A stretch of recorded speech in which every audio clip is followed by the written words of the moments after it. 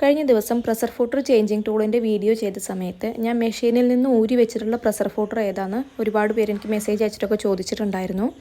അപ്പോൾ ആ പ്രഷർ ഫൂട്ടറാണ് കേട്ടോ ഇത്. ഇതിന് 3-in-1 പ്രഷർ ഫൂട്ടർ എന്നാണ് പറയുക. നമുക്ക് നോർമൽ പ്രഷർ ഫൂട്ടറായിട്ടും ലെഫ്റ്റ് സൈഡും റൈറ്റ് സൈഡും വരുന്ന പ്രഷർ ഫൂട്ടറായിട്ടും നമുക്ക് യൂസ് ചെയ്യാൻ പറ്റും കേട്ടോ. ആദ്യം നമുക്കിതൊന്ന് ചേഞ്ച് ചെയ്ത് കൊടുക്കാം.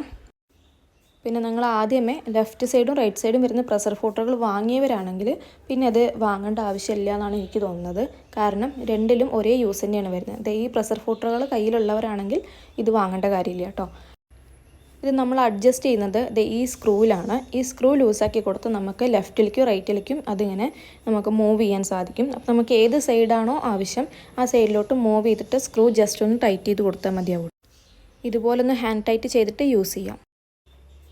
ഈ വീഡിയോ യൂസ്ഫുൾ ആയെങ്കിൽ ഒന്ന് ലൈക്ക് ചെയ്തിട്ട് നിങ്ങളുടെ ഫ്രണ്ട്സിനൊക്കെ ഒന്ന് ഷെയർ ചെയ്യണേ. ഇതുപോലുള്ള വീഡിയോസിന് ചാനൽ ഒന്ന് സബ്സ്ക്രൈബ് ചെയ്യണേ. Thank you.